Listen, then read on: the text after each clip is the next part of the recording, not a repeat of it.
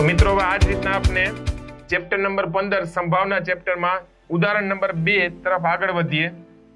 રકમ શું છે કે એક થેલામાં લાલ, ભૂરો અને પીળો એમ 3 સમાન કદના દડા છે.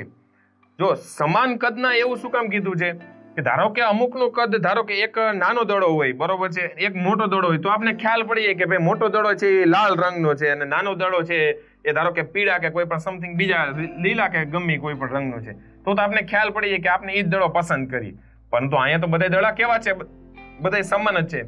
એના માટેનું એક બેસ્ટ એક્ઝામ્પલ તો આપણે જોઈએ કે પત્તાની રમત હોય, બરોબર, એમાં જે નંબર લખ્યા હોય એ સપાટી નહીં, એના સિવાયની સપાટી કે જેમાં ડિઝાઇન કરેલી હોય છે મિત્રો, એ ડિઝાઇન તમે જુઓ તો તમે પેલા ઉપરથી એમ કઈ કહી ના શકો કે આ કયા રંગનું પત્તું છે, રેડી, અથવા કેવો નંબર હશે અથવા કેવા કલરનું હોય છે.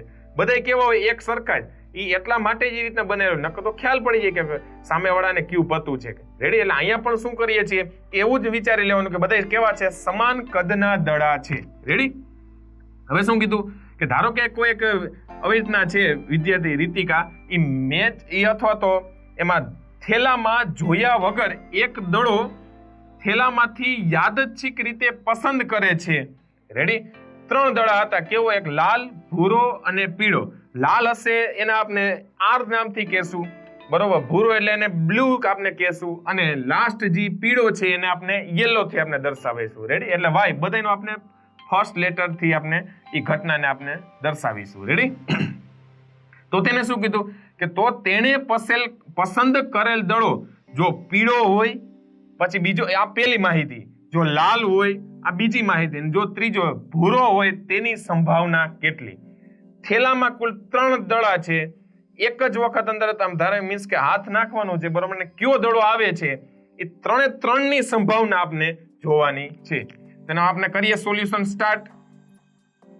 હવે શું કરીએ કે જે રીતિકાએ થેલામાં જોયા વગર એક દડો થેલામાંથી યાદચ્છિક રીતે પસંદ કરે છે, તો તેને અથવા તો તે આપેલ દડાથી ગમે તે એક દડો પસંદ કરે છે તે સમસંભાવની છે. એ લખીએ રીતિકા,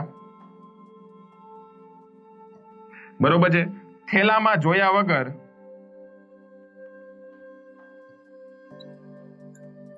એક દડો થેલામાંથી યાદચ્છિક રીતે પસંદ કરે છે,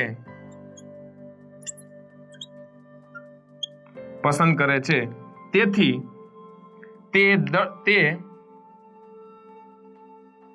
તે આપેલ દડામાંથી ગમે તે દડો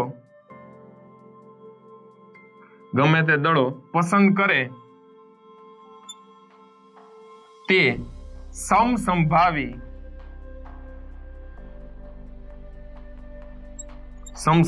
છે. હવે ધારો કે સ્ટાર્ટ કરીએ. પસંદ કરેલ દડો પીળો હોય તો પસંદ કરેલ દડો પીળો હોય તો તે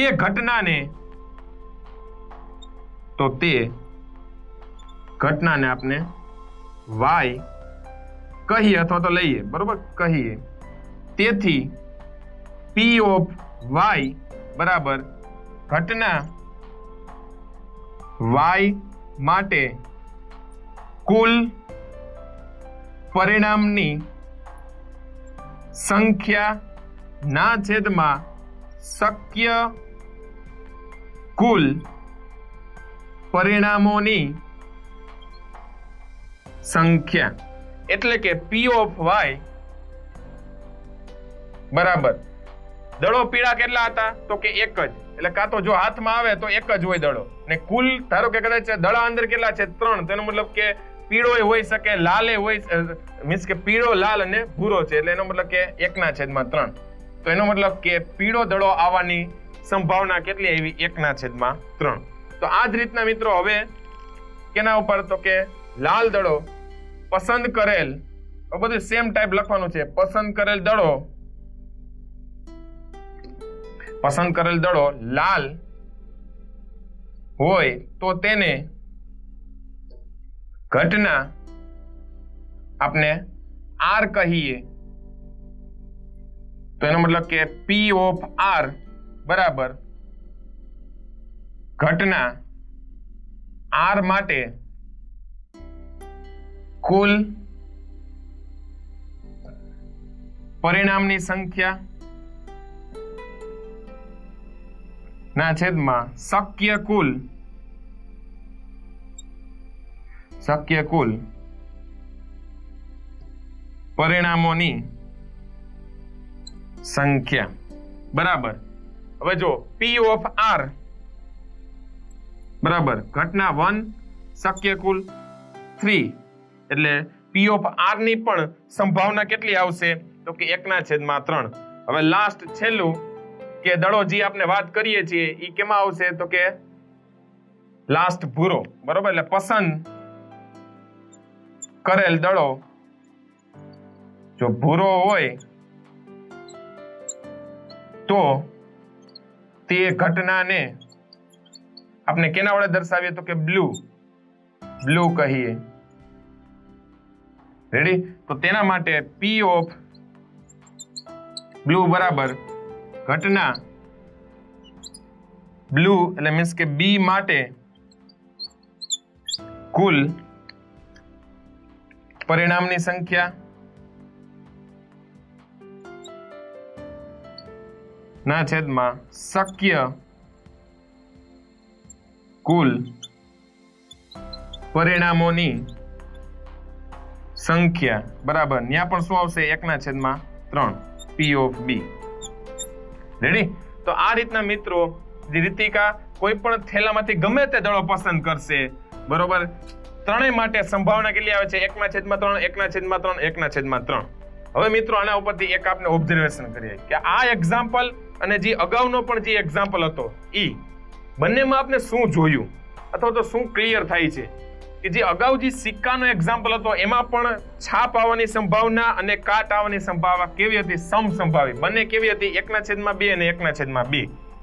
અને અત્યારનો જે એક્ઝામ્પલ છે ઈ કે જે આ દડાવાળો છે એમાં પણ જો પીળો દડો આવવાની સંભાવના 1/3, લાલ દડો આવવાની સંભાવના પણ 1/3 અને ભૂરો એટલે કે બ્લુ દડો આવવાની પણ સંભાવના 1/3. એનો મતલબ કે જે ઘટના કોઈ પણ જે ઉદ્ભવે જો એની શક્યતા એક જ હોય તો તે ઘટનાને આપણે પ્રાથમિક ઘટના કહીએ છીએ. યાદ રાખજો ખાસ કે ધારો કે કોઈ પણ ઘટના ઉદ્ભવવાની શક્યતા એક જ હોય ખાલી કારણ કે બ્લુ દડો એક જ નીકળવાનો હતો, લાલ દડો એક જ નીકળવાનો હતો અને આ જ રીતના પીળો દડો પણ એક જ નીકળવાનો હતો.